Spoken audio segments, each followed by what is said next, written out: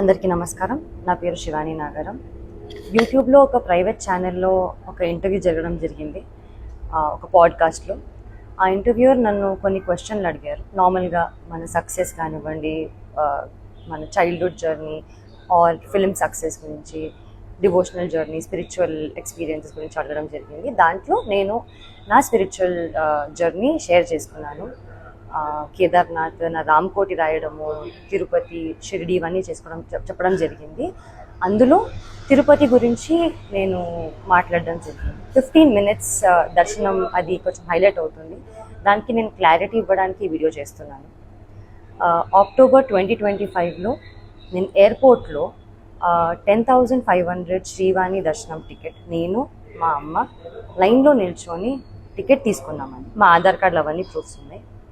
ఆ టికెట్స్ తీసుకున్నాక దర్శనం జరిగింది. 15 minutes అనేది నా మెయిన్ మోటివ్ చెప్పేది ఏంటంటే, లైన్లో బిగినింగ్ నుంచి స్వామివారి దగ్గరికి వెళ్ళినంత వరకు కొంచెం స్వామివారు కనిపిస్తూ ఉంటారు. సో అది 15 minutesగా నేను అందాజాగా ఫీల్ అయ్యి నేను 15 minutes అన్నాను తప్ప 15 minutes నన్ను ఎవరు టచ్ చేయలేదు అని కాదు. ఇంతకు ముందు కూడా నేను సినిమాలు చేసిన తర్వాత సర్వదర్శనం 300 రూపీస్ టికెట్ తీసుకొని మా ఫ్యామిలీతో వెళ్ళాను.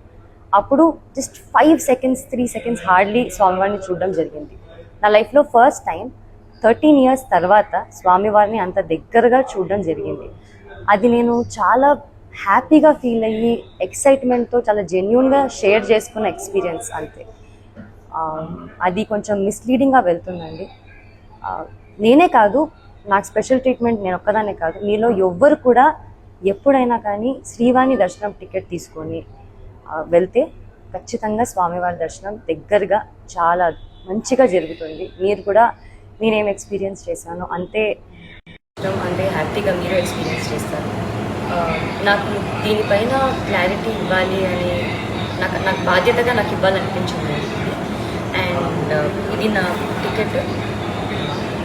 I just want to give clarity on this. Thank you.